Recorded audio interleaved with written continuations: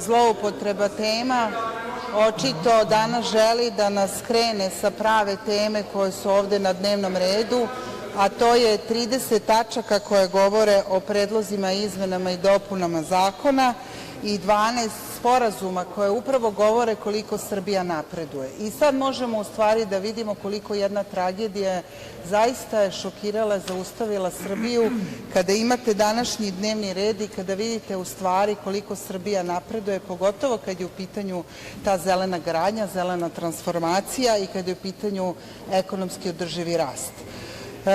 Prva tema u stvari od ovih svih 30 tačaka je predlog novog ministra prosvete koje je premijerka Brnabić dala i govori se o profesorki doktorki Slavici Đukić Dejanović.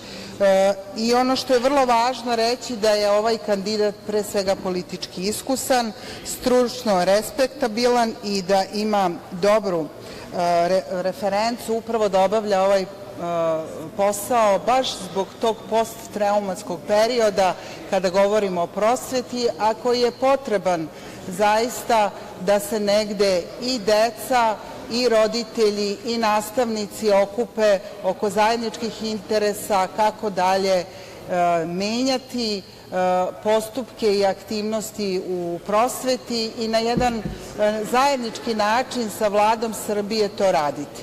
I mislim da je to jako dobro rešenje i da će poslanici Srpske napredne stranke podržati ovaj predlog koji je SPS dao, jer zaista ima razloga za to.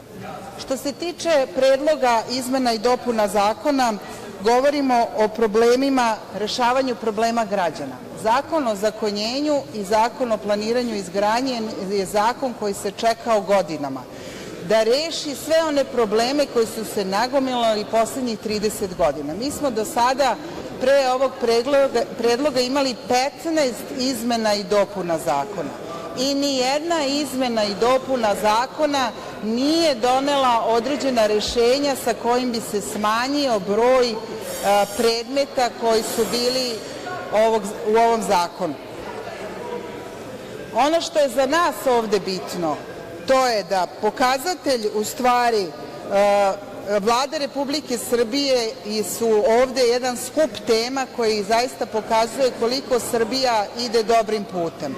Pored ovog predloga zakona o izgradnji, planiranju i izgradnji i o zakonjenju, mi imamo predlog koji se odnosi na IPARD program, odnosno podrška poljoprivrednicima IPARD 3, koji u vrednosti od 377 miliona evra u stvari treba da podrži kompletno održivu poljoprivredu, a u skladu sa direktivama Evropske unije. Koleginice Tomić, ajte oprostite mi što ću vas na kratko prekinuti.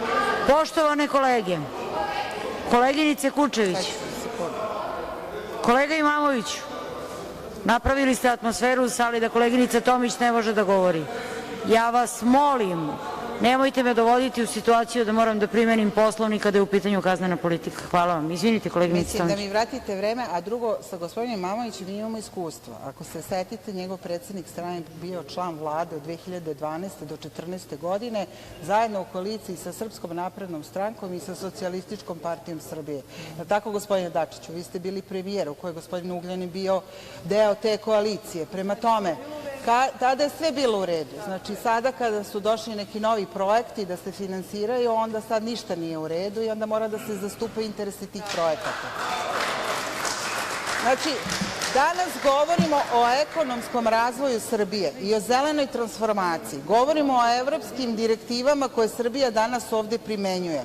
Govorimo o fondovima i kreditnim linijama uz pomoć kojih Srbija treba da dostigne zaista evropske standarde. I ono što je nama ovde najvažnije, da meni je jako čudno danas što neki pripadnici zelenih politika, kako sebe predstavljaju, neće da prihvate i neće da glasaju za određenu vrstu projekata koje Srbija treba da obavi. A to su pre svega projekti koji se odnosi na razvojnu politiku zelenog rasta u Srbiji i deo koji se odnosi na upravljanje javnim finansijama za zelenu tranziciju i izmene i dopune Zakona o energetici kojim se formira nova komisija za energetske mreže, a na osnovu preporuka energetske zajednice kojim u stvari ta komisija treba da bude u nadležnosti rada Skupštine Srbije.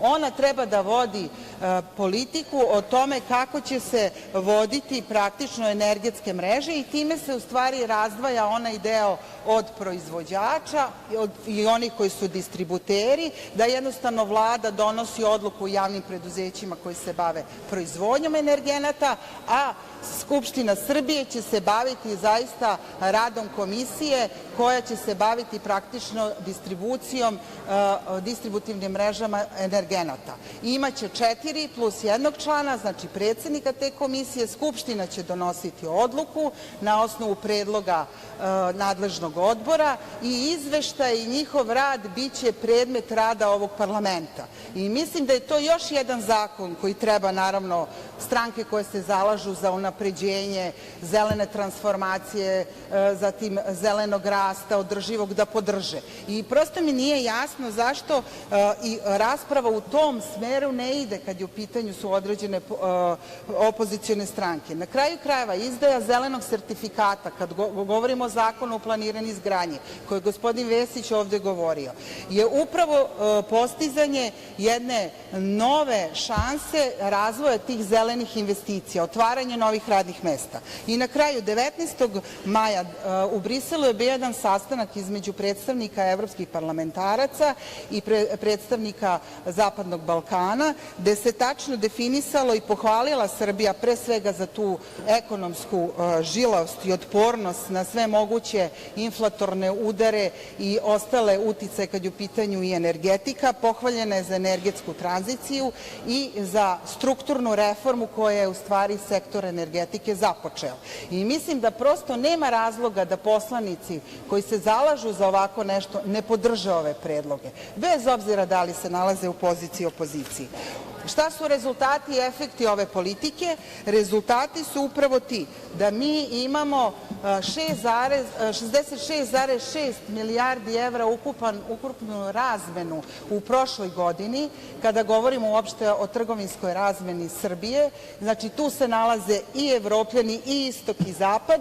Prema tome, imamo visok stepen BDP-a, visok stepen stranih direktnih investicija, 4,4 milijarde evra, koji je naravno u usponu. I Srbija je vrlo interesantno područje za ulaganje uopšte i dolazak investicija sa svih strana sveta. Ono zbog čega treba prihvatiti sve ove zakone, zato što treba da razmišljamo o budućnosti naše dece i u danu za glasanje podržaćemo ovaj predlog. Hvala.